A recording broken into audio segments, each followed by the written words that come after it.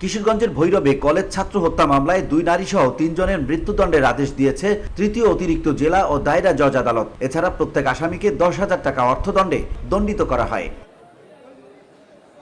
মঙ্গলবার দুপুর 12টার দিকে তৃতীয় অতিরিক্ত জেলা ও দায়রা জজ আদালত 3 বিচারক ফাতেমা জাহান স্বর্ণা এ আদেশ দেন। মৃত্যুদণ্ডপ্রাপ্ত আসামিরা হলেন ব্রাহ্মণবাড়িয়া জেলার বাঞ্জারামপুর উপজেলার দৌলতদিয়া গ্রামের মোহাম্মদ কাইয়ুম সরকারের স্ত্রী মোসাম্মদ সেলিনা বেগম ওরফে শিউলি, একই জেলার আশুগঞ্জ উপজেলার সোনারামপুর গ্রামের আব্দুল মালিকের মেয়ে শোভা প্রকাশ মেঘলা এবং কিশোরগঞ্জ জেলার ভৈরব উপজেলার ভৈরবপুর উত্তরপাড়ার মৃত সাহিল উদ্দিনের ছেলে মোহাম্মদ সুমন। সাজাপ্রাপ্ত আসামি শোভা প্রকাশ মেঘলা ও সুমন পলাতক রয়েছেন। কিশোরগঞ্জের তৃতীয় অতিরিক্ত জেলা ও দায়রা জজ বিজ্ঞ ফাতেমা আক্তার স্বর্ণার কোর্টে কিশোরগঞ্জের দায়রা মামলা 264/2008 এর রায় ঘোষণা করা হয়েছে।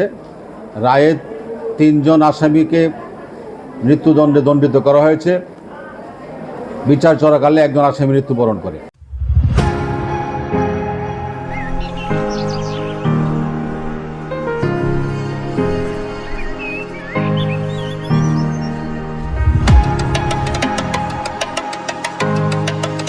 মামলা সূত্রে জানা যায়, কিশোরগঞ্জের কুলিয়ারচর উপজেলার তারাকান্দি মধ্যপাড়ায় মোহাম্মদ শামসুদ্দিন মিয়ার ছেলে 2008 সালে মোহাম্মদ আলী ভৈরব হাজী হাসমত কলেজ বিএসসি প্রথম বর্ষের ছাত্র ছিল। 2008 সালের 6 জানুয়ারি রাত 9টায় মোহাম্মদ আলী ও তার বন্ধু মুরাদকে ভৈরব হাজী হাসমত কলেজ গেটের ভেতরে প্রবেশ করার সাথে সাথে অজ্ঞাতনামা দুষ্কৃতিকারীরা 2 জনকে এলোপাথারিভাবে ছুরিকাঘাত করে গুরুতর আহত করে।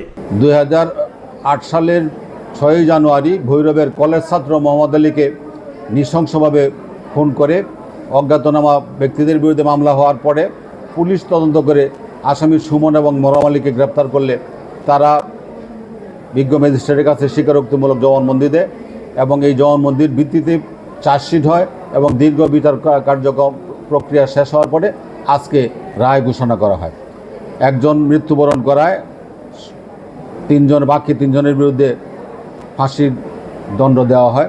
রাষ্ট্রপক্ষ বিজ্ঞ আদালতের রায় সন্তুষ্ট প্রকাশ করছে। এই সময় কলেজে প্রবেশ করতে আসা অন্য ছাত্ররা তাদের উদ্ধার করে ভৈরব উপজেলা স্বাস্থ্য কমপ্লেক্স হাসপাতালে নিয়ে গেলে কর্তব্যরত চিকিৎসক মোহাম্মদ আলীকে মৃত ঘোষণা করেন। আর গুরুতর আহত মুরাদকে উন্নত চিকিৎসার জন্য ঢাকা সলিমুল্লাহ মেডিকেল কলেজ হাসপাতালে স্থানান্তর করেন।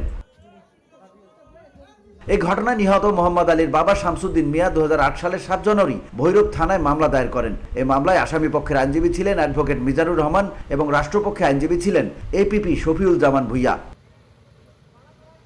VOD Bangla news desk.